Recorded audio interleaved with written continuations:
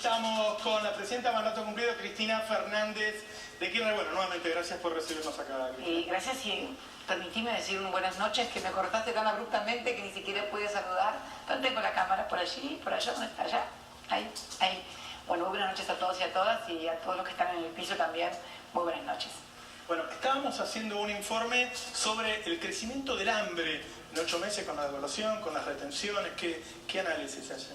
Más que análisis, se ve, ¿no? Se ve, uno lo nota cuando viene del sur, en la calle hay más cartoneros, más gente en situación de calle, es muy evidente, y creo que es un fenómeno que se produce a partir, bueno, de pérdida de instrucción de trabajo, un aumento inusitado de todos los alimentos, producto de también, entre otras cosas, de la quita de retenciones, del tarifazo, de la falta de una política de precios como teníamos, con precios cuidados, en el cual realmente habíamos logrado articular una red que no solamente era del Estado, la propia gente también iba a buscar precios cuidados a las góndolas, avisaba. Yo me acuerdo que al principio, cuando instalamos el programa Precios Cuidados, ¿te acordás que habíamos instalado la red de teléfonos y todo lo más? Bueno, como todo mecanismo que recién empieza, fallaba. Por ahí la gente llamaba, no lo contestaban, iban a un supermercado, no había tal cosa. Yo me acuerdo que contesté en 2 o 3 oportunidades a gente que me mandaba mensajes al Face que decía, enojada, con precios cuidados, que esto y que el otro. Me tocó hablar con una maestra de la ciudad de La Plata, que después me la encontré cuando fui a un acto de la universidad. Pero bueno, se fue ajustando, y finalmente el programa fue todo un éxito y la gente valoró mucho esa política de precios cuidados, que fíjate que no era precios controlados, porque siempre la palabra control es como que molesta, como que hace daño, como que hace ruido, ¿no? En cambio, cuidar tiene que ver con un rol del Estado, que no es ni el de proteger ni el de controlar, sino cuidar, y cuidar que los precios, bueno, puedan ser accesibles para el conjunto de la sociedad, ¿no? Uno piensa que ningún gobierno va a venir a generar hambre. No. Digo, entonces, ¿por qué pasó? Por las políticas. Yo creo que hoy miraba la tapa del Tiempo Argentino, ¿no? Con motivo de la visita del presidente a la sociedad rural, donde varios matutinos titulaban que después de 14 o 15 años, el último presidente había sido Fernando de la Rúa, sí, que había ido a la rural. Y ponían en una cifra, 128.000, una visita que cuesta 128.000 millones de pesos, ¿no? Que es el costo aproximado que el Estado ha tenido con la eliminación de las retenciones al trigo, al maíz, a la carne y a la reducción de 5% del derecho de exportación sobre la soja. ¿Vos sabés que esos 128.000 millones de pesos es exactamente el doble de los subsidios que el Estado pagaba para que la gente tuviera tarifas en los servicios accesibles? Mirá qué cifra, ¿no? Claro. O sea, porque muchas veces vos ves un artículo en un diario... Para la mitad de los subsidios. Claro. No, para la mitad no, para el doble de los subsidios. Para el doble de los subsidios. No, perdón, querido, el doble. Los subsidios a la luz, al gas y a la electricidad eran de 65.000 millones aproximadamente. Ahora 128.000 millones exactamente se le transfirió al sector primario más concentrado el doble de los subsidios que se distribuían, no solamente, como dicen algunos, entre las familias que andaban en patas o abrían la ventana para dejar escapar el costo de la calefacción. Esos subsidios también iban no solamente al consumo, iban a la inversión y contra la inflación, porque además de subsidiar a la familia, subsidiábamos a los comercios y subsidiábamos a la industria. Con lo cual, cuando vos estás subsidiando a la industria y al comercio, en materia de tarifas, no lo estás haciendo al consumo, lo estás haciendo en inversión, porque entonces el comerciante o el industrial, en lugar de gastar ese dinero en la tarifa de electricidad o en la tarifa de gas, lo gasta en inversión, también en un poco de rentabilidad, y por lo tanto no te lo transfiere a los precios bajo la forma de inflación. ¿No fue mucho 12 años con las tarifas congeladas, con el resto de los precios subiendo? Es que no es así, no estaban congeladas. No, tampoco teníamos... Vos acordate que teníamos un cargo inclusive que se variaba, sí, y que se premiaba al que gastaba menos, que realmente era muy criticado, tuvo columnas enteras de varios matutinos que eran de la oposición y que son oficialistas, criticándonos el tema del cargo. Pero vos no te olvides una cosa, Navarro, que es muy importante. la cantidad de usuarios que había en 2003. Yo debo tomar el área metropolitana fundamentalmente, no lo que es Gasban, Metrogas, Engas y Edenor y Edesur. Bueno, mira, cuando nosotros llegamos en el 2003, le aumentamos hasta el 2015 a las eléctricas un 73% de clientes. ¿Escuchaste? 13.700.000 clientes entre Edenor y Edesur, que es Capital Federal y todo Gran Buenos Aires, la región metropolitana. Y a gas, Gasban y Metrogas, un 40%, 8,5 millones de clientes, de usuarios. Eliminamos la morosidad. Cuando nosotros llegamos había mucha morosidad, mucha gente que no podía pagar las facturas. Y entonces le incrementamos el consumo, el gas y la inversión a esas empresas. Y además la gente gastaba más también, porque, a ver, compraron mayor cantidad de artefactos, en fin. Y no había un subsidio diferenciado para el interior y para la región metropolitana. El megavatio que Gamesa le vendía a Edenor y Edesur era el mismo megavatio, el mismo precio que le vendía a EPEC en Córdoba y que le vendía a la empresa provincial, por ejemplo, en Santa Fe. ¿Qué hacían los gobiernos provinciales? En lugar de subsidiar a sus clientes, a los cordobeses o a los santafesinos, las empresas provinciales gobernadas por los gobiernos provinciales cargaban tarifa y hacían caja con esa tarifa que quedaba en la empresa o quedaba para el gobierno. Y lo que es peor todavía, muchas no le pagaban ni siquiera a Gamesa el precio de la energía, y por eso hoy muchas provincias tienen deuda con Gamesa. O sea, le cobraban a los cordobeses y a los santafesinos a precios muy altos las tarifas y se quedaban con las diferencias porque tampoco por ahí le pagaban a Gamesa. No era que el gobierno nacional hacía una diferencia entre el país del interior, el país profundo y la región metropolitana. Eran las administraciones locales las que recargaban las tarifas. Pero eso que lo puedes ver como una cuestión de... tenía que ver con el concepto de consumidor, con el concepto de consumo, con el concepto de salario indirecto que también representa para un salario una tarifa diferenciada. Pero también estuvo la oportunidad de renunciar al subsidio, porque nosotros, por ejemplo, eliminamos el subsidio para todo lo que es Recoleta, Puerto Madero, los countries y barrios cerrados, el barrio de la isla, y luego también para las telefónicas, para los hipódromos, los casinos, financieras, aceiteras. Todas las actividades económicas que tenían una súper rentabilidad se les fue eliminado el subsidio. Eso fueron aproximadamente unos 4.500 millones de pesos que se eliminaron en subsidios. Y se le dio al resto la oportunidad de renunciar al subsidio, ya que se criticaba tanto el subsidio, ya que había tanta gente que estaba disconforme con el subsidio. Bueno, renunciar al subsidio. Adivina cuántos renunciaron al subsidio. Dan una cifra. Dan una cifra. Yo te dije recién, yo recién te dije, 13, en la región metropolitana te hablé de 13.700.000 usuarios en la luz y te hablé de 8,5 millones en gas. Contame cuántos... 10%, 1.300.000.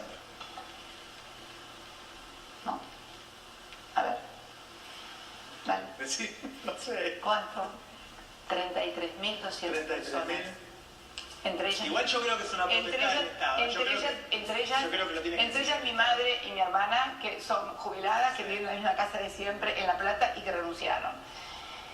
A ver, yo creo que se creó un sentido común, porque el subsidio era también una política destinada fundamentalmente a orientar mayor plata al consumo, a mayor inversión también. Muchas veces, charlando con el ministro de Economía y con otros colaboradores, con el ministro de Planificación, hablábamos, por ejemplo, si se le podía sacar el subsidio a Luar Guatechín, por ejemplo, que son mega empresas.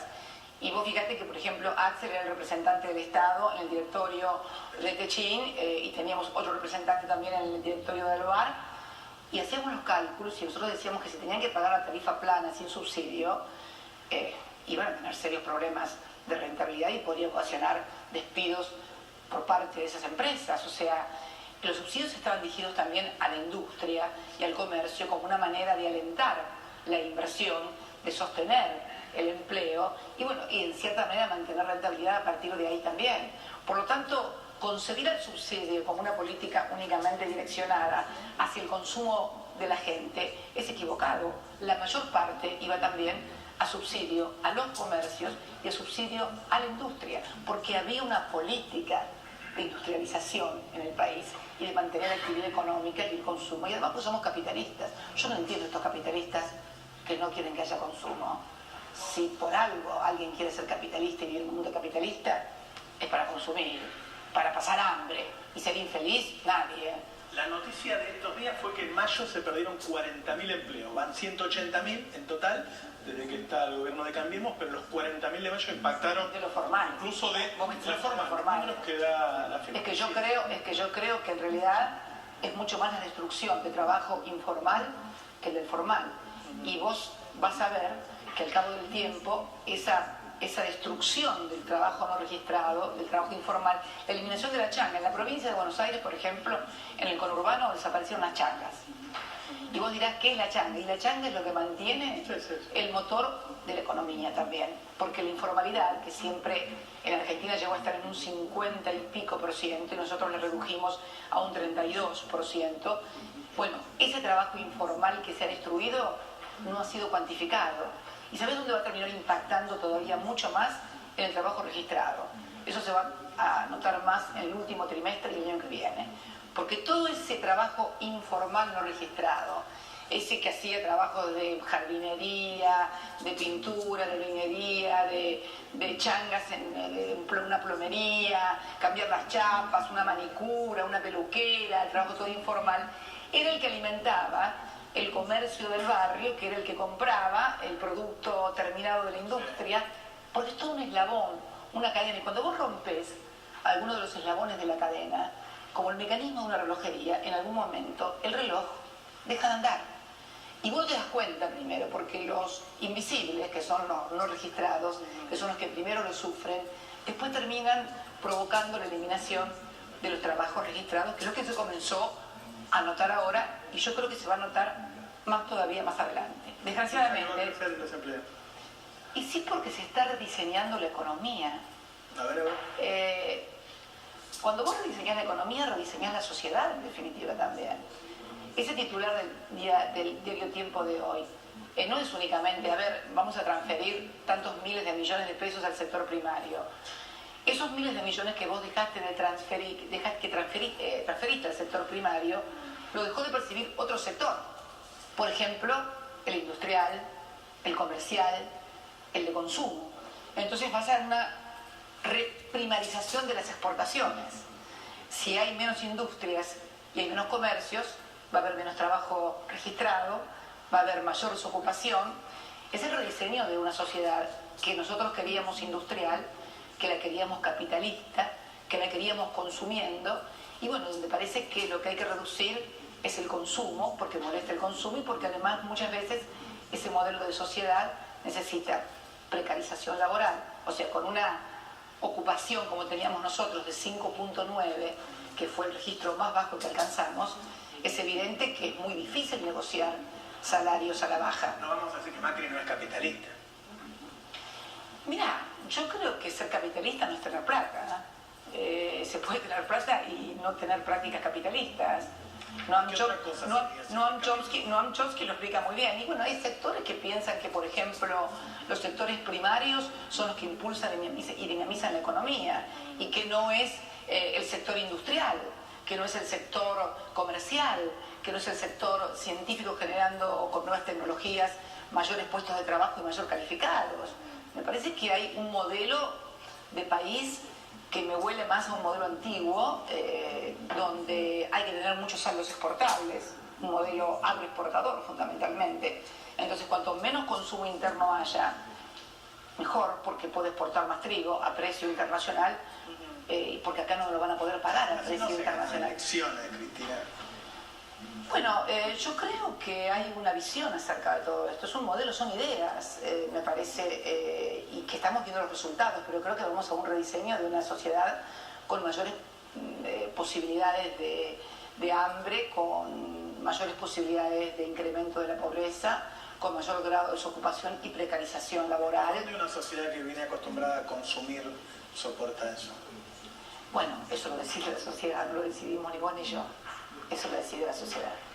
Ellos dicen que están haciendo un sinceramiento, es decir, que vivíamos en una burbuja, que se consumía de más, había mucho déficit fiscal. ¿Es cierto que había bastante déficit fiscal? No, a ver, ahora hay mucho más déficit fiscal. Bueno, sí, eso no quiere decir que el otro fuera bajo.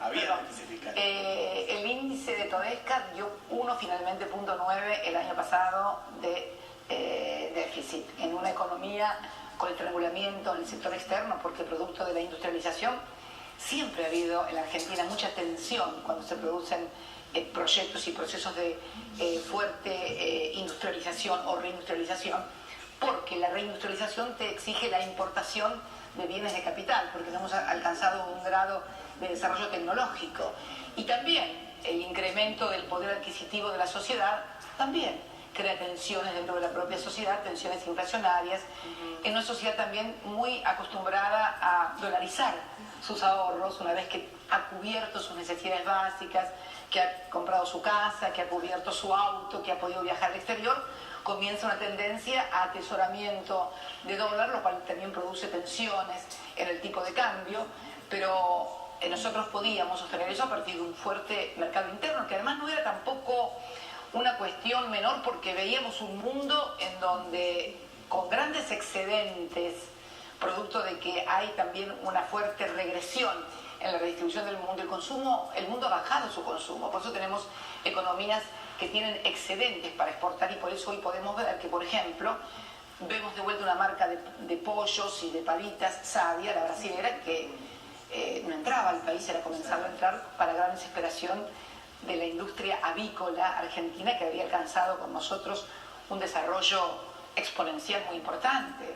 O la producción de cerdos, comienzan a venir cerdos también de Brasil, de Dinamarca, naranjas de otras jurisdicciones, de otros territorios, donde hay exceso de producción porque no hay consumo. Hoy en Grecia se consume menos, el mundo consume menos, porque hay mayor concentración del ingreso. La concentración del ingreso ya no es un problema en la Argentina, es un problema en el mundo. En Estados Unidos, el 1% de la población concentra hoy casi el 45-50% de la riqueza, y las primeras décimas de ese 1% son infinitamente ricas. O sea, la desigualdad comienza a ser un problema hasta para la sociedad norteamericana, donde el gran sueño americano era la movilidad social ascendente, el obrero que podía llegar a la universidad, el hombre que se hacía solo, el self-made man. Es un buen tema. ¿Se puede tener un país distinto si prácticamente todo el mundo está así, Cristina? ¿Qué países hay distintos? Hay intelectuales muy prestigiosos que plantean que puede haber sociedades donde esto pueda desarrollarse como enclaves reducidos o pequeños, pero un mundo donde las tensiones cada vez sean mayor por la desigualdad, donde aparezcan fenómenos como el terrorismo, donde aparezcan sociedades muy desigualitarias, que entonces generan exclusión, que generan sensación de inequidad, de injusticia, y son en el mediano plazo bastante inviables. De hecho, bueno, hubo revoluciones en el mundo que así lo testiguan, ¿no? El cristianismo fue en definitiva una revolución contra la desigualdad. La aparición de Cristo, que iba a decir una cosa pero me van a acusar de hereje, no la voy a decir. Hay un tema que tiene varias aristas, que es la inflación. Sí. Ustedes tuvieron, para mi gusto, demasiados años con la alta inflación. Hoy la inflación es el doble que la de ustedes. Me gustaría analizar la inflación de ahora. Me parece que es más del doble. Bueno. Me parece que es más del doble. Primero, ¿por qué ahora saltó tanto la inflación? Bueno, en principio la inflación saltó tanto ahora porque hubo una devaluación fenomenal, porque el tarifazo también la incrementó, porque desapareció el rol del Estado en cuanto a la necesidad de tener políticas públicas tendientes a tener políticas orientadoras de los precios. De hecho, nosotros veníamos, y eso lo marcaban todas las consultoras, el año pasado, en 2015, todas las consultoras marcaban, aún las que no nos querían nada, marcaban una tendencia a la baja de la inflación, una tendencia a la baja. Y bueno, de repente... 10 años de alta inflación tuvimos. No. Yo creo que... Yo creo, discúlpame, Navarro, pero ahí voy a tener una diferencia con vos. No hay problema. Yo creo que la inflación que decían en la inflación Congreso o que decían las consultoras, no era real. No tenía nada que ver, porque si no, no hubiéramos tenido el poder adquisitivo que tenían los trabajadores. Los salarios subían por arriba de la... Pero los salarios subían por arriba, muy por arriba de la inflación. La inflación era producto de esa tensión que siempre hubo en la Argentina cuando se produce un consumo y la inversión no acompaña el consumo. En la vieja discusión, de que no es de ahora, sino viene de los clásicos de la economía, si era necesario, primero, que hubiera inversión para que hubiera después consumo. Bueno, yo no creo en eso. Yo creo que nadie invierte si no tiene asegurado el consumo. ¿Vos invertirías en abriendo un restaurante hoy? ¿Hoy abrirías un restaurante? No, hoy no abriría nada. No, hoy no abrirías nada. ¿Por qué? Porque sabes que no van a consumir. Con lo cual... En algún momento esa alta inflación, más allá de que sea superada por los salarios, genera, entre otras cosas, atraso cambiario, genera falta de competitividad porque suben los costos en dólares. Yo creo que en definitiva... no, es que en economía no es inocuo, no hay una sociedad perfecta en la economía en la cual vos puedes decir, esta economía funciona en forma perfecta, sobre todo cuando sos una economía en un mundo donde tenés economías como la del dólar, que es una moneda dominante, donde emiten y transmiten su inflación a todo el mundo. O sea, no vivís en un mundo perfecto, por lo tanto no puedes tener un país perfecto y una economía perfecta, sobre todo viniendo de donde veníamos nosotros. Porque, a ver, a nosotros nos exigieron cosas que no se le exigió absolutamente a nadie. Nosotros recibimos un país en el año 2003 con el mayor default de la historia soberano, 160% de endeudamiento externo, con 2 dígitos de desocupación, con 54% de pobreza, con un país donde el índice de Gini andaba rozando los 5 puntos, y de repente entregamos un país funcionando, un país con el índice de Gini más bajo de toda la serie, con un índice de desocupación del 5.9, con un déficit del 1.9 números oficiales, con una inflación a la baja. Entregamos un país funcionando, con problemas, y por supuesto, lo que hizo, me parece, en el gobierno, profundizó los problemas que había y arruinó las cosas buenas que tenía. Por ahora sí. Esto es la fotografía que hoy uno ve. Entonces me parece que pretender que los últimos 12 años y medio fueron ficticios, ¿alguien puede vivir 12 años y medio de fantasía? Por ejemplo, decían que no, las empresas eléctricas o de gas no ganaban plata. ¿Cómo no van a ganar plata si les dimos un 40% más de clientes? Bueno, el caso del gas bajó la producción. Bueno, bajó la producción. No, ahora también hicieron bajar la producción. La habíamos aumentado con YPF.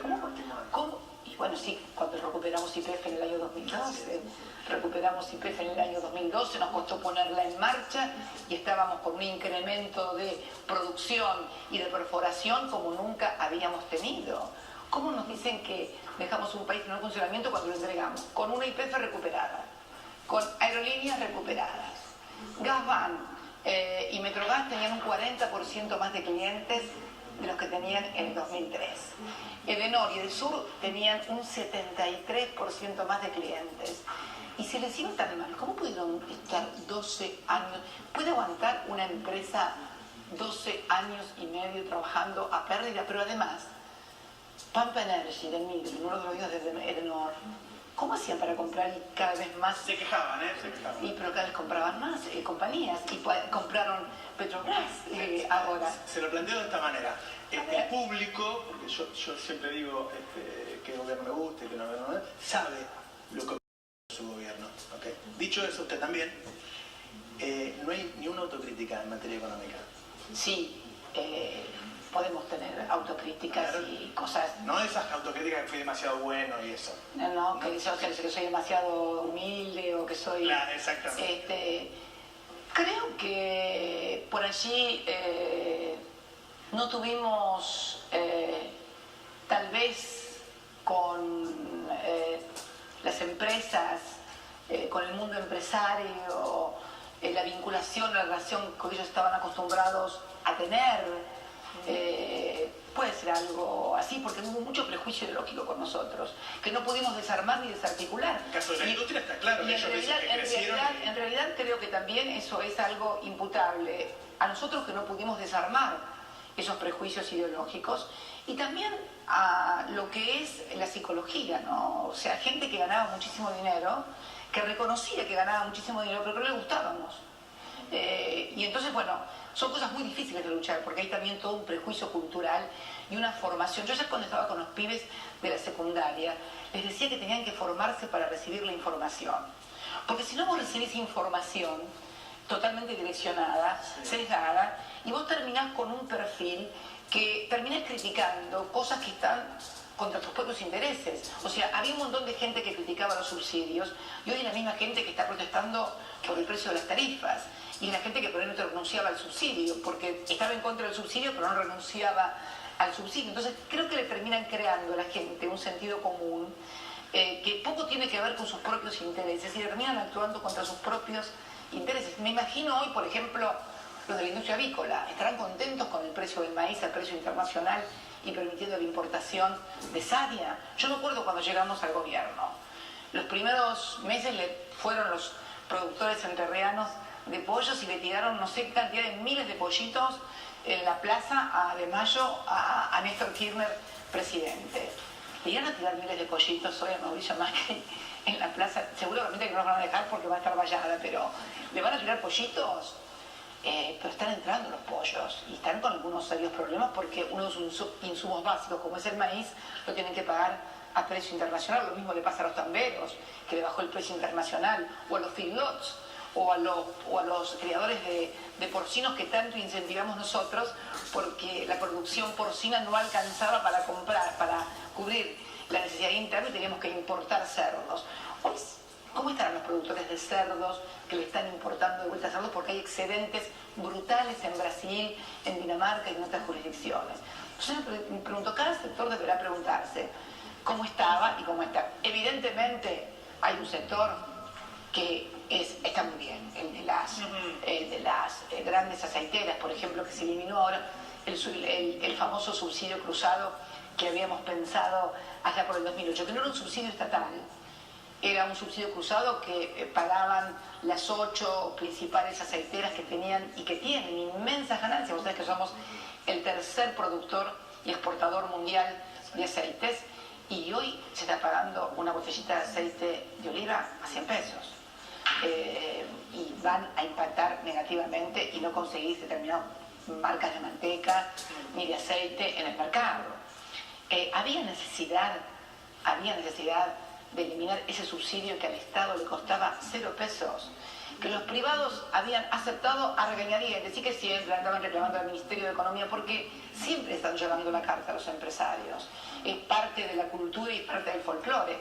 El tema es cuando vos estás sentado en el sillón de presidente o de ministro de Economía y bueno, te lloran la carta a los empresarios, pero entre que te lloran la carta a los empresarios, un sector que además exporta por 22.000 millones de dólares y el subsidio era de 200 millones de dólares, que era un subsidio cruzado precisamente para subsidiar ese 5% de consumo interno que tenemos para las familias y un 1.3% para el sector industrial, que es lo que se usa en aceites. El resto se exporta a todo el mundo a precios internacionales. ¿Había necesidad también de eliminar eso? Entonces uno se pregunta el por qué. Y bueno, yo creo que es un rediseño de una economía diferente y de una sociedad diferente, ¿no? A mí me parece que en el diagnóstico digo que estamos peor en estos 8 meses. En general, prácticamente todos los argentinos se dan cuenta. Hay una parte de la sociedad que piensa que por lo que hace Macri y hay otra parte de la sociedad por la pesada herencia, que piensa por la pesada herencia porque se la robaron todo, por ustedes. Bueno, ¿qué le contesta a esas dos cosas? Bueno, mira, el tema de la pesada herencia, creo que la sociedad que se recibió es una sociedad con plena ocupación, con los salarios más altos en poder adquisitivo en toda América Latina, no solamente nominalmente en términos de dólares, en términos de cuánto podía comprar yo con mi salario, traducido en dólares, comparado con el salario de un trabajador en México, en Brasil, en Chile o en Uruguay. Teníamos el 97% de cobertura del sector previsional. Cuando vinimos al país teníamos las AFJP con 12.000 millones de dólares de comisión, recuperamos la administración de los recursos de los trabajadores, paritarias libres, una cobertura también importante en materia educativa, creación de 19 universidades, acceso a las universidades, el plan de obras públicas, más importante que se tenga en memoria, 107.000 millones de dólares se invirtieron en obra pública desde el 2003 al 2015 contra 18.000 millones del año 1998 al 2002, 12 años contra 12 años. Desendeudamos al país como nunca nadie lo había hecho. Lo recibimos en default, Navarro, y lo desendeudamos. Solamente era el 11%, cuando nosotros dejamos el gobierno, los argentinos, tanto en el sector público como en el sector privado, debían únicamente en moneda extranjera el 11%. Entonces, si además de hacer todo eso, dicen que es por lo que se robó el gobierno anterior, sí, entonces me parece que más que perseguirnos judicialmente deberían darnos un premio Nobel de Economía, porque si además de hacer todo eso, sí, además de hacer todo eso, de lograr buenos salarios, un sistema jubilatorio excepcional, computadoras para los chicos, pagar la deuda que nos dejaron otros, lograr hacer obra pública por 107.000 millones, que se puede ver además, terminamos obras de infraestructura energética por más de 25.000 millones de dólares, terminamos Atucha, terminamos Yacyretá, que era el famoso monumento a la corrupción que nadie nunca podía terminar, terminamos rutas que habían sido reclamadas por toda la gente, como la Ruta 14, la autovía Rosario-Córdoba, la Ruta 40, miles de escuelas, miles de viviendas, y además de todo eso, también es la culpa de lo que... Palo de López uno supone que se los hará frenar. Bueno, no, sí, pero eso no es el Estado, porque nadie puede ir al Estado y agarrar 9 millones de dólares y llevárselo de ningún lado. Eso hay que investigar a los empresarios. Por eso cuando pasó ese episodio terrible, traumático, yo pedí que investigaran, y fundamentalmente eran comenzados a aparecer empresarios. Uno propietario de la casa donde vivía, que además ese empresario había sido empleado de Caputo Sociedad Anónima, había sido socio luego con la empresa de Caputo en la construcción del Monumento a las Malvinas y también en varios emprendimientos de Procrear. Yo creo que hay que investigar ahí, porque me parece que desde el Estado vos no puedes sacarte ni un peso ni 9 millones de dólares. ¿De qué pensó cuando lo vio? Cuando lo vi no, porque no lo quise ni ver, simplemente me lo contaron, no quise ni ver las escenas, vi las últimas escenas, las que estaban filmadas y que realmente tenían poco que ver con lo que contaron, porque del otro no se vio nada, lo otro se contó todo lo que había pasado, y lo último que vi fueron escenas que no tenían nada que ver con el primer relato, y la verdad que sigo afirmándolo, ¿qué empresario fue el que le dio eso? Porque eso tiene que haber ido al sector privado. Hay que investigar a los empresarios, hay que investigar las vinculaciones. Cuando ve que una persona que usted mantuvo 8 años ahí... Mal, traumático, es impotencia, es una sensación también de indignación y de injusticia para con tanta gente que se rompió el alma laburando, que se mató por el proyecto político y que se ve defraudada, indignada, mal por eso. Esto es el impacto, pero déjame seguir hablando porque es un tema que me interesa tocar y me interesa que se sepa a fondo quiénes son los empresarios vinculados con esto, porque de repente empiezo a leer y enterarme que ese empresario, un tal Gutiérrez, creo que apellido, un tal Gutiérrez había empezado con el gobierno de la Alianza en el año 1999 en la Municipalidad de Escobar, que después fue presidente del PJ en Escobar, que además aparecen fotos con dirigentes políticos de la oposición, que además esa sociedad tiene UTES con Caputo, por otra parte, que además también tiene sociedades con otros empresarios en una provincia del norte argentino que también se dedican a la construcción, que aparece también como adjudicatario de obras de Procrear, que no dependían de la Secretaría de Obras Públicas. Procrear dependía de ANSES, no tiene nada que ver la Secretaría de Obras Públicas. Entonces quiero que se investigue a fondo, para que cada uno de las explicaciones de lo que tiene que dar. Pero quiero decirte que en materia de obras públicas, 107.000 millones de dólares, el 56% fue ejecutado por el gobierno nacional, pero el otro 44-45% fue ejecutado por las provincias, Navarro. Y vos tenés 25.000 millones de dólares en vialidad, tenés 25.000 millones de dólares en materia de obras energéticas, tenés 15.000 millones de dólares en viviendas que fueron todas ejecutadas y licitadas por las provincias.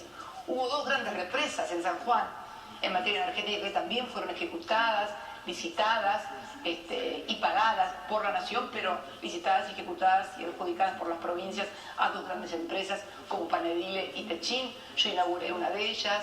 Entonces tenés grandes contratistas. Por eso yo decía la otra vez que el Poder Legislativo tiene que constituir una comisión bicameral, no de investigación, porque acá no hay nada que investigar, hay que auditar. Hay que auditar la totalidad de la obra pública. Y mira lo que te digo, no te pido que auditen la de otros gobiernos, que se auditen las de los últimos 12 años y medio. Porque esto que alguien me diga, hubo sobreprecio de tal y así, caprichosamente, sin precisar... El gobierno dijo, ya lo auditamos. No, ¿quién auditó? Ellos. Ellos, y lo auditaron a Calcaterra y a Caputo, que fueron dos de los principales contratistas del Estado. ¿Quién auditó a Ángelo Calcaterra y EXA, tercera empresa contratista a nivel nacional? ¿Quién la auditó? ¿Quién la auditó? ¿Macri? No le creo. No le creo. Yo creo que auditen toda la obra pública. Y sobre todo ahora que van a continuar con obra pública ya iniciada y van a redeterminar precios. Se acaba de sancionar un decreto de redeterminación de precios de la obra pública. ¿Qué van a redeterminar? ¿Precios sobre obra pública que estaba inflada? ¿Que estaba con sobreprecios? El soterramiento del Sarmiento, que Macri le asignó ahora 45.000, ¿escuchás la cifra? Por decreto le asignó en forma directa, con reasignación de partidas en el presupuesto, 45.000 millones de pesos a la obra soterramiento del Sarmiento. ¿Quién es la empresa que está en el soterramiento del Sarmiento? Una UTE, integrada ¿por quién? Por IEXA, de Calcaterra, Odebrecht, la brasilera, cuyo dueño está preso en Brasil por sobreprecios en Petrobras. Marcelo Odebrecht tiene una condena de 19 años en Brasil. Y esa obra del soterramiento del Sarmiento, que fue adjudicada durante nuestro gobierno, tenía como condición para ser adjudicada que viniera con financiamiento privado, no era financiamiento estatal. Y ahora el Estado le puso 45.000 millones. Y digo yo, eso que dependía también de la Secretaría de Obras Públicas, ¿eso no tenía sobreprecio? Los 2.900 millones de dólares de soterramiento del Sarmiento, ¿esos no tenían sobreprecio? Que le asignaron 45.000 millones. Por eso creo que es importante, para, si se quiere la transparencia realmente, que se haga una comisión de auditoría bicameral.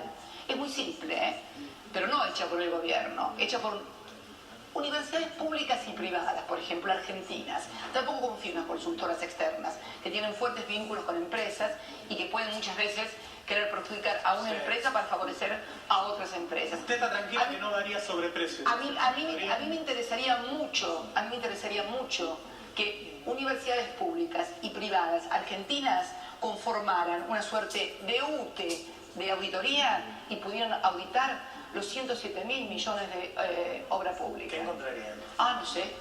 Yo espero que nada. Pero si encuentran algo, bueno, que los responsables tendrán que estar, porque ¿sabe qué pasa? Hay proyectistas, hay secretarios, hay ministros, pero hay toda una estructura administrativa. Cuando ustedes lleguen a la obra pública, y esto lo aprendí en la municipalidad de Río Gallegos, alguien piensa siempre en la cabeza de la obra pública, pero en la obra pública la corrupción no empieza solamente muchas veces en la cabeza, sino empieza en el sector privado. ¿Y sabe dónde, Navarro, también? En la inspección de obra pública, al lado de donde se hace la ruta. ¿Sabe dónde? Donde el inspector de obra pública, un desconocido, anónimo, que no conoce usted, ni yo, ni nadie, va y certifica para ver cuánto hormigón tiene esa obra. O en la vivienda, si el marco de la puerta es el que decían que tenía que tener, si tiene la cantidad, si la calidad del mosaico es esa, si la calidad de la madera es esa, si la calidad del revoque es esa. ¿Usted sabe la cantidad que al cabo del tiempo usted ve de inspectores de obra, maestros mayores de obra, arquitectos, ingenieros, que de repente usted nos explica cómo viven y dónde viven? Entonces me parece que hay que abordar el tema no con ligereza y no con que es señalar a fulanito y a menganito. Si tenemos 36, 50 grandes contratistas de la obra pública argentina, examinemos y auditemos a esos 50 grandes contratistas de la obra pública y vayamos en las 24 jurisdicciones en donde también hubo aplicación de recursos nacionales para auditar esa obra pública. Lo contrario es directamente casa de brujas o querer estigmatizar a alguien en beneficio de algún otro sector privado. Pero ahí vemos, por ejemplo, en el caso que usted me mencionaba, de un propietario de la casa donde vivía, al que le encontraron, o con el que se encontró 9 millones de dólares. Bueno, me parece que eso es una punta muy importante, que yo calculo que los fiscales lo deberán tomar. Además, deberán tomar contactos porque ese empresario debe tener teléfonos, debe tener visitas con dirigentes. Y estoy segura, yo no lo conozco. A ese señor yo no lo conozco. Pero me he enterado que hay otros dirigentes políticos que sí lo conocen. Y que se han fotografiado y que forman parte de algunos funcionarios de sus gobiernos, también de sociedades que tienen que ver con emprendimientos inmobiliarios. Bueno, me parece que todo eso es lo que tendrá que investigar la justicia o el partido judicial, porque también hay bastante orientación en cuanto al tenor de las investigaciones, ¿no? Pero me parece que esto es lo que hay que hacer, si se quiere reconciliar. Por otra parte, Navarro, sinceramente, cuando yo escucho hablar a alguien con el apellido Macri de patrio contratista o saqueado del Estado, a ver, yo tenía 30 años en el 83 y me acuerdo que leí el libro de Basualdo Azpiazu sobre cómo se habían conformado los grandes grupos monopólicos en la Argentina, el saqueo del Estado, la estatización de la deuda privada, la patria contratista, los que vivían de los contratos del Estado, los que tal vez fueron condenados por contrabando calificado de autos y fueron absueltos por la mayoría menemista, que luego fue causante de juicio político. La verdad que, bueno, me parece una falta de respeto a la inteligencia y a la memoria de los argentinos también. Y yo no quiero que me falten el respeto ni a mi inteligencia ni a mi memoria. Pero sabe que los medios de comunicación están todo el tiempo con eso. Sí, absolutamente. Que bueno, es difícil para la gente. Es parte. Esto no es un fenómeno en la Argentina, esto es un fenómeno global y regional.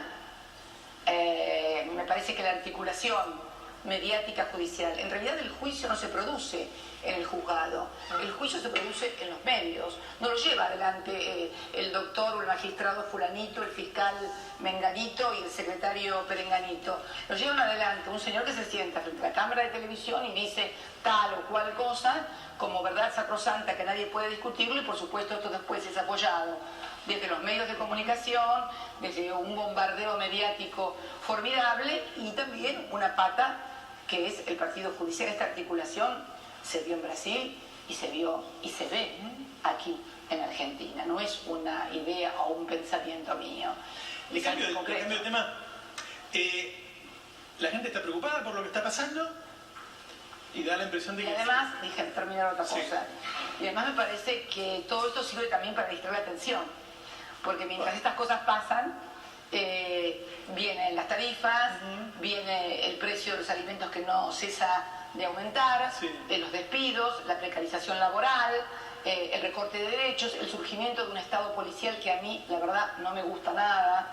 Hoy estaba mirando en la red que alguien desde unas consultoras denunciaban que le habían hecho ofertas desde el gobierno para que pudieran controlar a los argentinos. Me parece peligroso que desde el Ministerio de Seguridad se arme toda una conferencia de prensa por dos chicos que encontraron que merecerán su castigo, que ya se lo van a dar los padres seguramente con la calificación que le dieron, pero planteó una conferencia de prensa como si hubiéramos encontrado una célula del ISIS, cuando en realidad lo que encontramos fueron, como lo voy a definir como lo hicieron sus padres o sus madres, dos estúpidos, y una madre que lo definió un poco más duramente, pero no lo voy a decir porque estamos en televisión, y hacer una conferencia de prensa, o lo que pasó el otro día, donde llevaron preso a uno con esta modalidad nueva de casco, chaleco y demás, porque parece que le habían encontrado el arma con la que habían matado a los narcotraficantes de Unicenter, y después hizo una pericia, una nueva pericia que desmintió la pericia anterior. Es como cada vez que pasa algo o hay algo malo para el gobierno, aparece una noticia judicial o policial. Fíjese una cosa, ¿usted no notó que en las últimas 2 semanas el gobierno no daba pie con bola en materia de... Y bueno, coincidió con la feria judicial. Vino la feria judicial y el gobierno, que tuvo que salir a dar explicaciones de sus políticas, hizo agua por los 4 costados.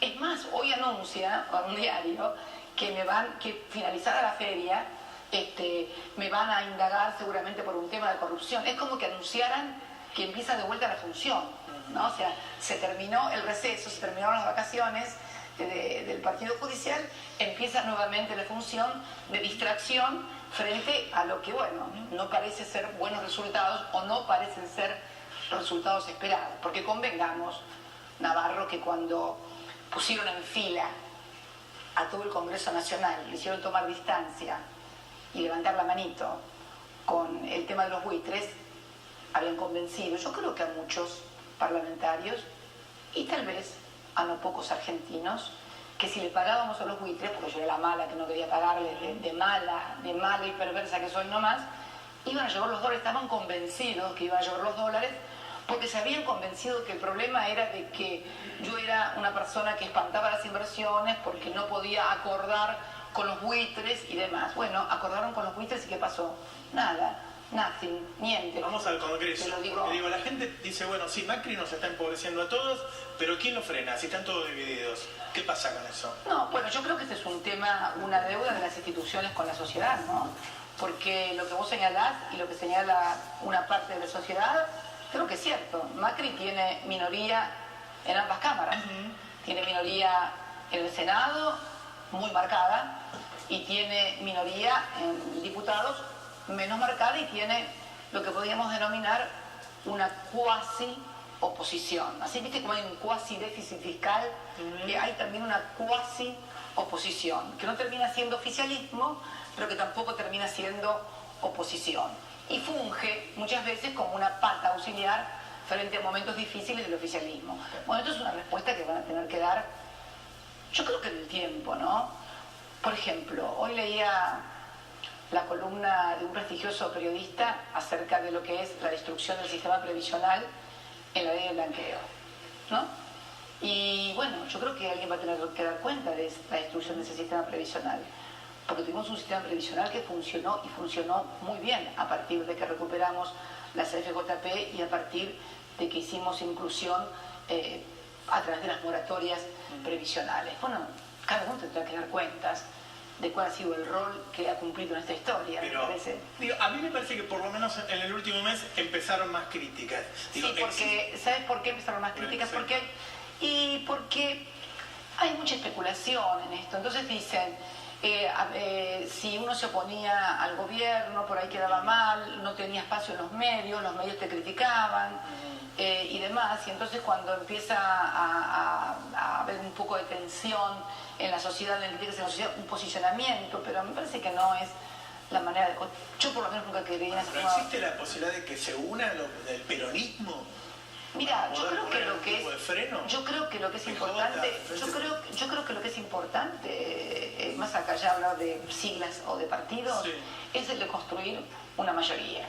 Construir una nueva mayoría que pueda tener puntos de contacto y bueno, pueda hacer frente a... No tengo vocación de oposición, porque en realidad la gente dice, alguien tiene que hacer oposición. No hay que hacer oposición. Hay que plantear un modelo alternativo a partir de la construcción de una nueva mayoría, que se dé en el Parlamento. Que cuando venga un proyecto del Poder Ejecutivo proponiendo un disparate, digan, no, mire, creemos que esto es la solución, que no viene por este lado, que viene por este otro. ¿Incluye a todos o excluye a alguien? No, yo nunca excluyo a nadie. Yo incluyo a todos los que tengan puntos de contacto. Lo dije ayer en el encuentro del plenario de los chicos. Vos fíjate qué ejemplo dieron los pibes de 13, 14, 15, 16 años de secundarios. Vos viste lo que pasó con el boleto estudiantil. Sí. Durante el año pasado, la legislatura de la provincia de Buenos Aires había sancionado una ley de boleto estudiantil gratuito. Pero quería que reglamentarlo.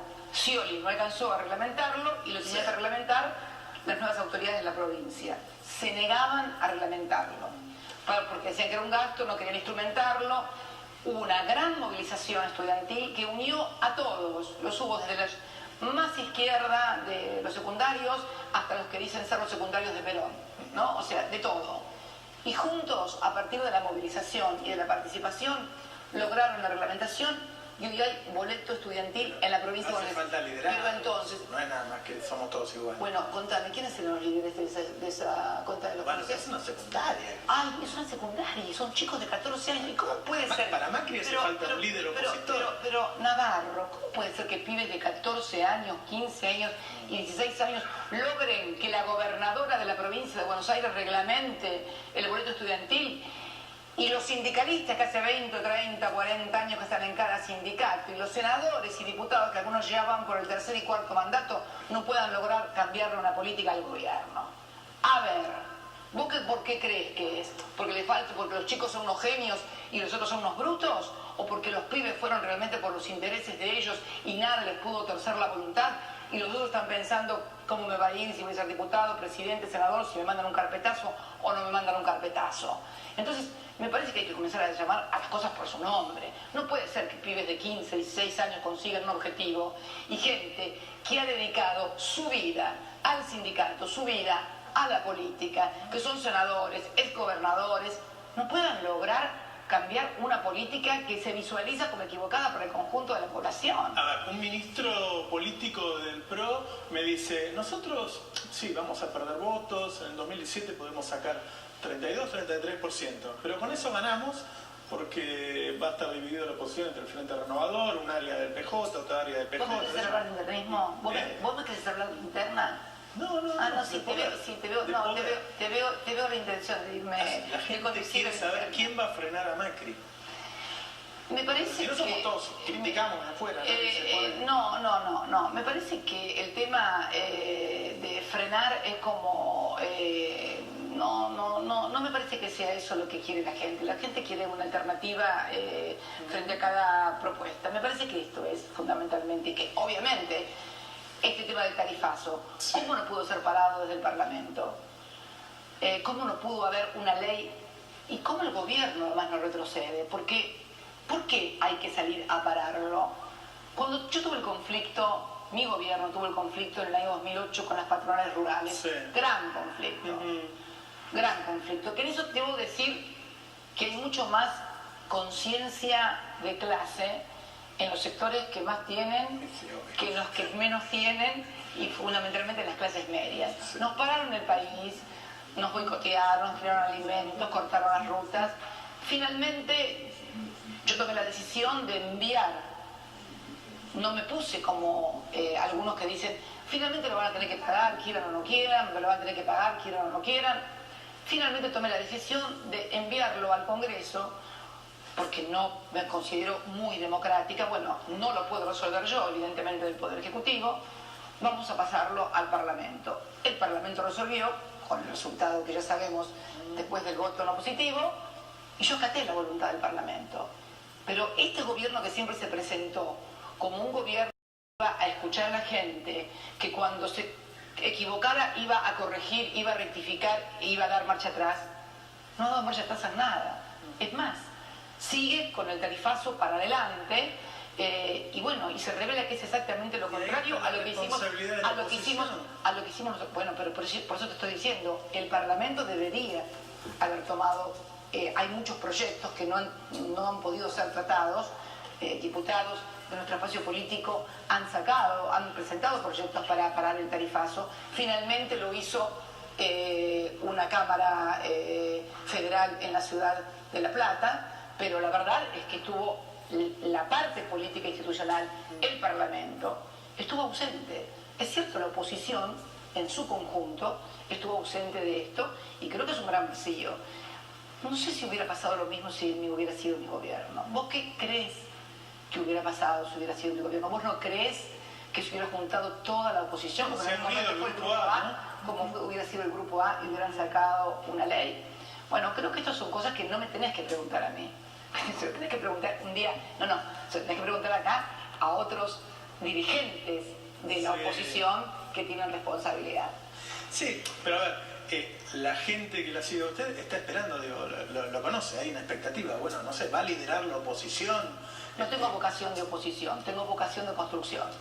De poder. No tengo vocación, nunca tuve vocación de opositora. Será porque cuando milité en lo institucional, por así decirlo, que fue a partir del periodo democrático del 83 en adelante, fui opositora. oposición durante un tiempo, pero luego cuando Néstor ganó la intendencia siempre, bueno, fui parte del gobierno, o sea, tuve vocación oficialista, vocación de construcción, y me parece que la vocación de construcción no tiene que ver con lo partidario, y me parece que la vocación de construcción es darle al país una oportunidad de que no se pierda todo lo que se construyó en 12 años y medio. Yo te digo, como argentina, he sido 2 veces diputada provincial, 2 veces senadora nacional, 1 vez diputada nacional y 2 veces presidenta de la República Argentina, la primera mujer. La última vez con casi el 55% de los votos, solamente Perón sacó más votos que yo. ¿Mi vocación no te parece que es la de un cargo? ¿O mi vocación tiene que ser la de ayudar a la construcción de un país en donde no se pierda lo que hemos logrado? Que no nos vuelvan a endeudar hasta por acá para estar dentro de 10 años o 15, igual o peor que lo que estábamos cuando Néstor vino en 2003. No, ¿por qué todo tiene que pasar necesariamente por un cargo institucional? No me parece que tenga que ser así. ¿Por qué no planteamos formas novedosas de construcción política y de liderazgos políticos?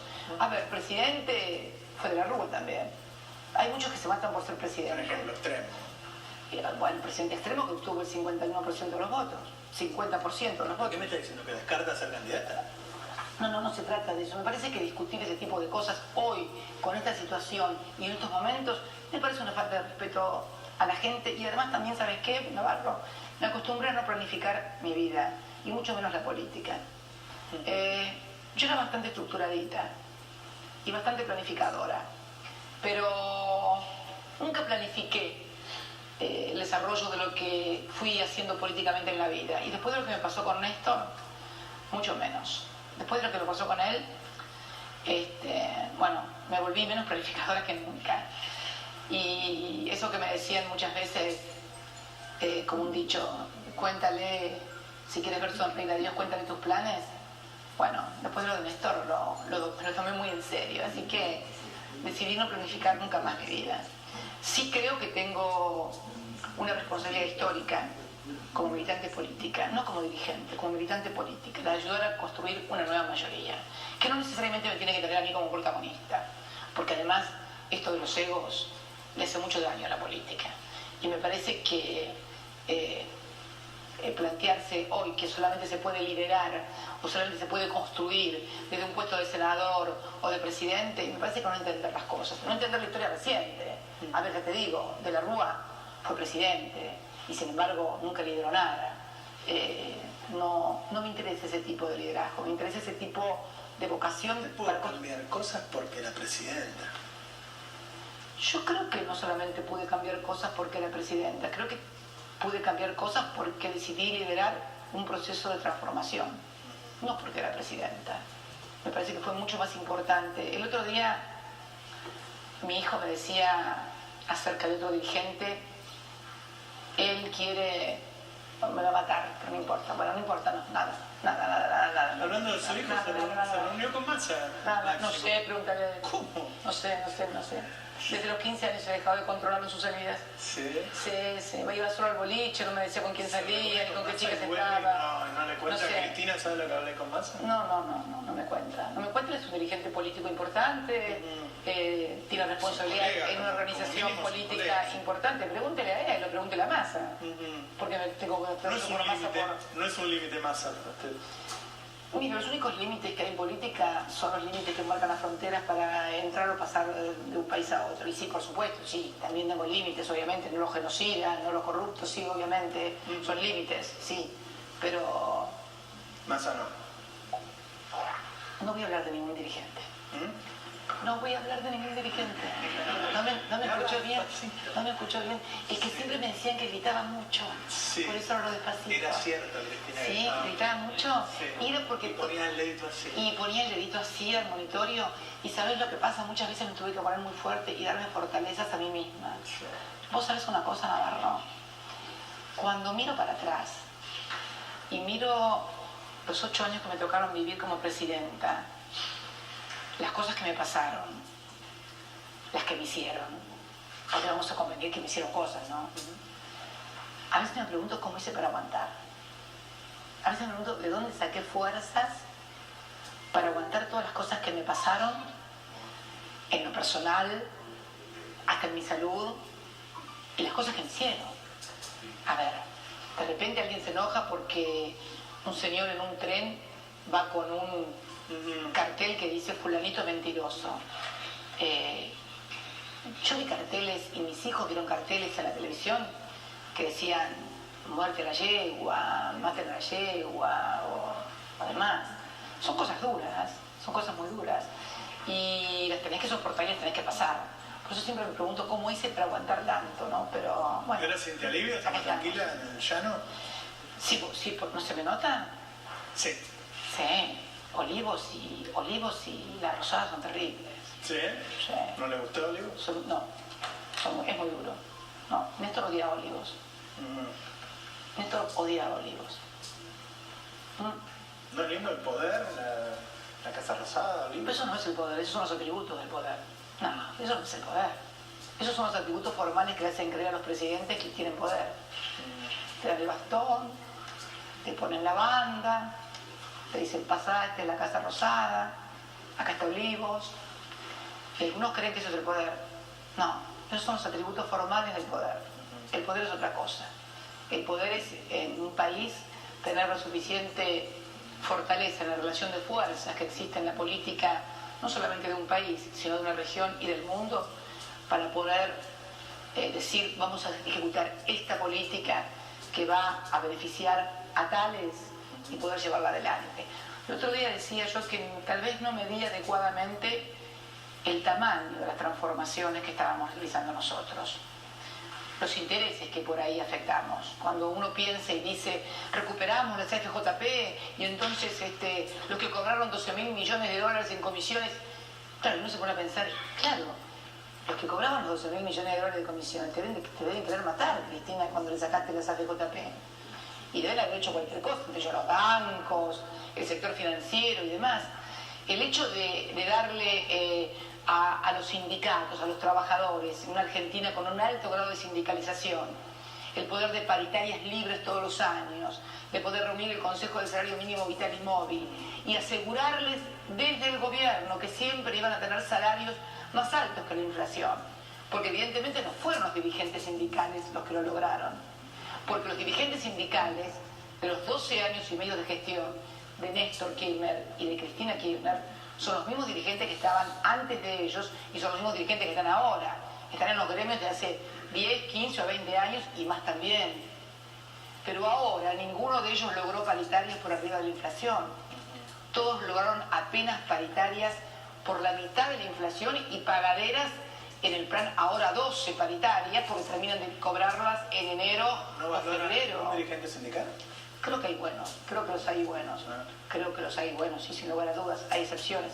Pero lo que te quiero decir es que esto no los convierte en malos a los dirigentes que no lograron las paritarias. A ver si se entiende lo que digo.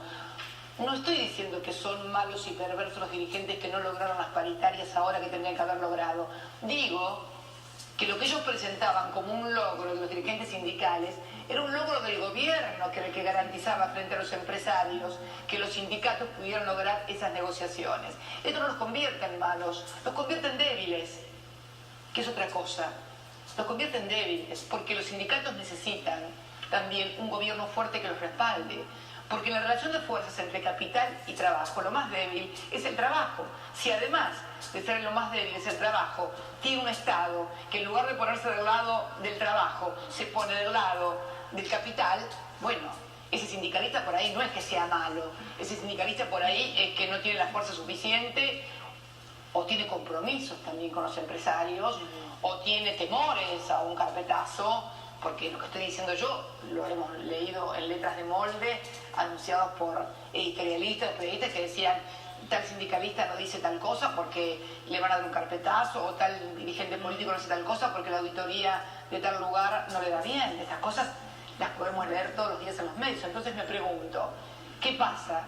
Que en 12 años y medio tuvimos paritarias libres y salarios por encima de la inflación. Obviamente, los empresarios no deberían estar contentos cuando yo iba cada vez que terminaba la negociación paritaria al Ministerio de Trabajo y se anunciaba la conformación del salario mínimo vital y móvil y después cada paritaria libre establecía aumentos por arriba de la inflación. Entonces, quiere decir que había un Estado que permitía estas políticas públicas. Ahora los trabajadores o los dirigentes sindicales que nos hacían huelga a nosotros por el impuesto a los salarios altos, a los altos ingresos, hoy no les hacen huelga cuando tienen la mitad del salario. Hablando de hacer un paro. Sí, bueno, pero hablar... Hace 8 meses que empezó la... sí, pero nunca pasó lo que pasó ahora en materia de poder adquisitivo. En los últimos 12 años y medio siempre se iba un escalón arriba. Siempre se iba un escalón arriba. No estoy llamando al paro. No estoy Eso llamando... parecía. No estoy llamando al paro. Por favor, porque mañana... Ya veo el video Graf, mañana Cristina convoca... Bueno, no. título espero. No quiera que le dé títulos. Ya lo digo. No quiere hacer planes para el futuro, pero supongo que sabe lo que va a hacer la semana que viene.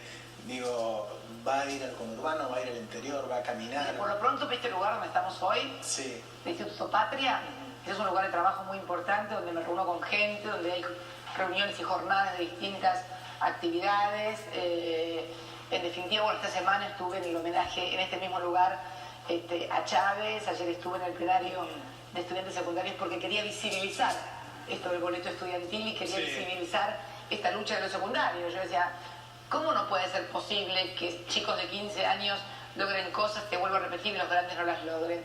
Y me parece que mi deber en todo caso es visibilizar estas cosas y discutir estas cosas y debatir estas cosas y luego, obviamente, reunirme con dirigentes y con no dirigentes y trabajar, estudiar, leer, estar en el Patria, hacer actividad. Tengo también invitaciones para ir al exterior, para ir a Ecuador, por parte del, si me dejan la justicia, el Poder Judicial, el juez me deja ir. ¿Cuándo? Creo que la invitación es para septiembre, en Ecuador. ¿Va a estar más tiempo en Buenos Aires? A mí me gusta mucho el sur. Vemos. Sí, me siento muy bien en el sur, me siento en mi lugar, me siento muy bien ahí. Obviamente tenía que venir acá, tengo a mi hija acá, mi nieta acá, tengo que venir a trabajar también acá, repartir mi tiempo, ¿sí? ¿Usted qué quiere saber lo que voy a hacer yo? Sí. ¿Y por qué se lo tengo que contar a usted? Y en cámara. Bueno, en la idea nos pusimos todos acá para hablar de eso. ¿Sí? No, yo no creo que a la gente le interese eso. Sí. Hoy, no. Sí, porque eso es hacer política. No, a la gente le interesa cómo va a llegar a... Escúchame, nene, la berenjena está a 200 pesos el kilo. El kilo de morrón está... El kilo de morrón está 130 pesos. Te voy a decir algo. ¿Vos viste mi reportaje con los periodistas extranjeros? Obvio, claro. Bueno, ¿viste la última parte cuando hablo del queso por salud, la Serenísima, que en la anónima de Brown estaba a 280 pesos? Bueno, vine acá el otro día y compramos, yo no fui al supermercado, va la señora que trabaja en casa a comprar, y compró mi queso por salud, la Serenísima, en una cadena de supermercados que no es la anónima, muy conocida de acá, y estaba 118 pesos, fue lo primero que vi, y 540 gramos. Así que, imagínate, si en la cadena en el de disco supermercados... de Recoleta, que es caro. Y en el disco, bueno, no me hagas decir, es maldito. Seguro que fue ahí, ¿dónde me queda ahí al lado? Bueno. 118 pesos. Fue lo primero que miré, porque me había quedado con la vena así. Entonces digo, a ver, me pregunto, si el secretario de Comercio, que es el que tiene que controlar la política de precios, que es de la familia Brown, que son los dueños de la anónima, es el que me pone la Serenísima a 280 pesos en el Calafate, y las otras cadenas me lo ponen a 118, estamos en el horno, Navarro.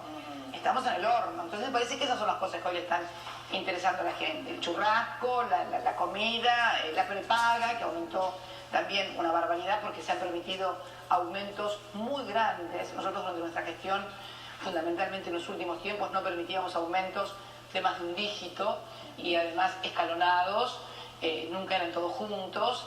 Los colegios también han aumentado, porque obviamente el tarifazo ha sido muy importante y todos además han visto como señales, porque el Estado emite señales también a la sociedad económica, a los actores económicos. Si vos tenés un Estado que despide gente, si vos tenés un Estado que dice que no hay que controlar nada a nadie porque existe el libre mercado, está emitiendo señales y entonces obviamente comienzan los corrimientos en los laboratorios, los precios de los medicamentos. parte de la crisis que tiene, por ejemplo, el sector tambero, además del precio internacional de la leche, además del precio internacional del maíz. Vos sabés que el tambo también tiene mucho producto farmacológico y los productos farmacológicos han aumentado terriblemente. Si a eso le sumás también el tema de la cadena del supermercado, de lo que le cobran, le pagan al tambero y lo que es el costo final, los costos de los lácteos ha tenido un aumento exponencial que no se condice con lo que le están pagando también al tambero. Siempre fue una tensión permanente esa, pero nunca... A mí me parece que ustedes también tenían un problema ahí, sí, ¿no? De lo que ganaba el productor y lo que siempre fue una pagaba tensión la gente. permanente, pero nunca con el nivel de desfasaje que hoy hay entre el precio en la puerta del tambo y lo que le está costando a la gente la manteca, la leche y los quesos. Nunca un desfasaje. Esas 4 cadenas de supermercado son los grandes ganadores de este país, se llevan una parte de la renta impresionante, pero, no lo cambió nadie, Cristina. Pero hoy me parece que está un poco más desfasado y yo creo que en definitiva hoy la gente está retornando, aunque te parezca mentira, es una cosa que yo estoy advirtiendo, ya no va tanto al supermercado y termina yendo más al comercio de barrio, de vuelta a la verdulería, porque obtiene, además de financiamiento, precios diferentes a los que tienen las cadenas de supermercados. Te digo que muchas veces encontrás un precio más barato en un mercadito del barrio que en la cadena de supermercados. Hay una parte de la sociedad que tiene expectativas, que sigue teniendo expectativas con el presidente Macri. La esperanza nunca debe perderse. Sí, y hay una parte de la sociedad que está muy desanimada. ¿Sí? Por ahí los que están más cercanos a usted, digo, y parece que todo es mala onda, más en mi programa, ¿no? Donde tratamos de contar todo lo que pasa. Digo, ¿no hay algo bueno para decirle a la sociedad del futuro? Yo creo que lo que se le puede decir de muy bueno a la sociedad es que el futuro es ella, en definitiva, lo que ella decide que va a hacer. Yo me acuerdo cuando Néstor hablaba a la sociedad y les decía que estábamos en el infierno, pero que teníamos que salir, que íbamos a salir. Yo me acuerdo que fueron muy duros los primeros años. Él siempre me dijo a mí que a mí me iban a exigir mucho más que a él. Porque como veíamos una crisis tan terminal como fue la del 2001, como estábamos tan mal en el 2003, a él no se le exigió lo que se le exigió a mis gobiernos. Sí. Yo creo que tuve además otro componente que es el componente femenino, ¿no? Me parece que eso también tiene y pesa mucho en la balanza, en Argentina, donde todavía en muchos sectores hay una misoginia con respecto a las mujeres en el poder, ¿no? Pero creo que fundamentalmente la sociedad en la que, lo dije creo que el 9 de diciembre cuando hablé, creo que también lo dije el 13 de abril. ¿Te acuerdas que el 13 de abril yo mencioné la factura de luz y de gas? Nadie hablaba de eso en la Argentina, nadie. A la gente tampoco le importaba porque todavía no le había llegado. Como yo estuve 8 años sentada ahí en la Casa Rosada y no estuve de prestada, y yo escuché y leí las resoluciones del Ministerio de Energía y escuché lo que pasaba y sabía cómo venía, yo sabía que iba a implosionar cuando finalmente le quitaran, porque no solamente le quitaron el subsidio y aumentaron el precio. O sea, 1.300% de aumento, para después decirte, bueno, no, en realidad 1.300 no, te lo dijo en 400. Entonces, vos como sociedad... Ahora, ¿qué expectativas pueden tener los más humildes si tienen un presidente que gobierna para los ricos y una oposición que no hace nada? Pobre gente, digo. Eso es lo que yo digo yo creo que la gente finalmente termina organizándose de un modo o de otro modo, como se organizaron los chicos en la provincia de Buenos Aires y fueron a reclamar con participación y movilización la reglamentación del boleto estudiantil y lo obtuvieron. Como por ejemplo la gente de Villa Gesell paró cuando recién vino el tema del tarifazo, el tema de la tarifa, y ahora vamos a ver qué va a pasar con las tarifas. Va a ser un examen importante para la sociedad, para las instituciones y para la sociedad el tema de las tarifas. Pero ¿sabes por qué va a ser una cuestión importante? Porque no es que la gente va a decir, no, me parece que es caro y entonces como está cara la manteca no la compro, o como está caro el morrón no lo compro y compro otra verdura, o como está cara la berenjena no hago berenjenas al escabeche. El problema es que la gente no va a poder pagar las facturas, Navarro, porque va a tener que elegir entre pagar las facturas o comer. Entonces me parece que ahí va a estar el clic. Lo mismo va a pasar con el fútbol para todos. Vos fíjate que ahora no se da cuenta, pero el año que viene cuando el hincha de River, de Boca, de San Lorenzo, Independiente, se siente frente al televisor y le muestra las tribunas de vuelta en lugar del partido que estuvo acostumbrado a ver y posiblemente no tenga la plata para el cable, me parece que ahí va a venir el tema, no de la reacción, que no se trata de reaccionar, se trata de accionar, me parece que es esa la clave. Y me parece que es un trabajo conjunto de dirigencias sociales, de dirigencias políticas y de la sociedad. Yo creo que los dirigentes tampoco pueden ir adelante de la gente en una suerte de activación o de activismo sobredimensionado. Eso nunca fue bueno. Y además no conduce a nadie, conduce al hastío de la sociedad frente a un hiperactivismo. Pero me parece que la sociedad también deberá hacerse cargo de la cuota de responsabilidad que le cabe. Porque los que están sentados no están sentados por obra del Espíritu Santo.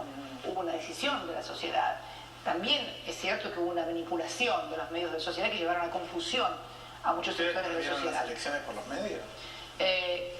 Hubo un punto, mira, creo que el día que nosotros hagamos un análisis en serio, y cuando digo nosotros, digo como los argentinos como sociedad, de cómo se manipuló a la sociedad. Si a la sociedad le dijeron que no iba a haber tarifazo, a la sociedad le dijeron que no iba a haber devaluación, a la sociedad le dijeron que nadie nunca más iba a pagar el impuesto a las ganancias, que iban a eliminar el impuesto a las ganancias, a la sociedad le dijeron que nunca más iban a tener persecución política, pese a que nunca hubo tanta democracia y tanta libertad como en mi gobierno. ¿Vos recordás algún gobierno que en la Argentina se hayan dicho y hecho las cosas que se hicieron durante mis gobiernos sin que nadie fuera molestado? Realmente un grado de libertad absoluta. Bueno, a la gente se le dijo que no iba a haber tarifazo, que no iba a haber devaluación, que nadie iba a pagar impuestos a las ganancias y que además todos iban a ser más felices y que no se le iba a quitar nada a nadie de las cosas que ya tenían, que al contrario, iban a tener esas cosas y que iban a ser todos felices. Y bueno, y así todo, hubo apenas 1,5 puntos de diferencia entre una fórmula y la otra en el balotaje, con toda una, digamos, bombardeo mediático formidable, no solamente nacional, sino de carácter regional. A ver, yo me acuerdo en este mismo instituto, mostré la tapa de una revista muy emblemática en la República Argentina en cuanto a caricaturas sobre mi persona, y mostré la caricatura de Dilma Rousseff de Istoe, que también es, digamos, la paralela de esa revista en Brasil, y era exactamente la misma caricatura, las mismas cosas. A mí me presentaban como una persona con rasgos de histeria y de locura, y a Dilma también, ambas mujeres. Hubo un enlatado, hubo una forma de agitar desde la oposición, desde las redes de comunicación, bueno, los trolls, que ahora de repente se descubren. ¿Cuándo se descubren? Cuando los denuncia un conocido animador de televisión. Pero esto existía, esto lo sufrió Daniel Filmus en la campaña por la jefatura de la ciudad, en una causa penal que terminó sin pena ni gloria. Entonces, todo este combo de cosas en una sociedad con un grado de mediatización muy fuerte, porque a ver, en sociedades pequeñas donde vos tenés un contacto permanente entre la dirigencia y la sociedad, es mucho más fácil neutralizar lo mediático. En sociedades urbanas de más de 2 millones de habitantes, 1 millón de habitantes, es imposible hacerlo. Está sujeta, yo siempre te decía algo, en mi provincia, cuando cuando estás en Río Gallegos o en Calafate, yo no prendo la televisión para ver si me pongo un abrigo. Miro por la ventana, abro la puerta, digo, bueno, voy abrigada. Acá prendo la televisión, y si el de la meteorología me dice que va a llover, salgo con paraguas, y si me dice que no va a llover, salgo sin paraguas y me mojo. Con lo cual, este grado de dependencia mediática es el que vive la sociedad contemporánea de hoy.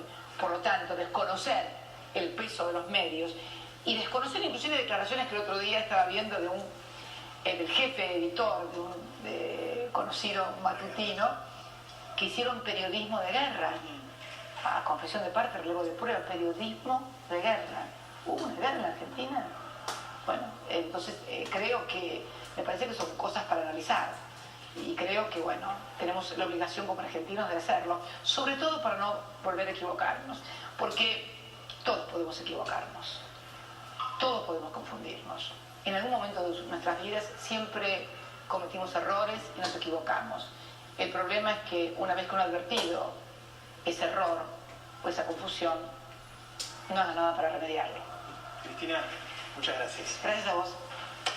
Se terminó Economía Política, les agradecemos muchísimo que hayan estado con nosotros. Los saludamos, nosotros nos vemos el martes a las 22 horas en el Estape. Chao, gracias por acompañarnos.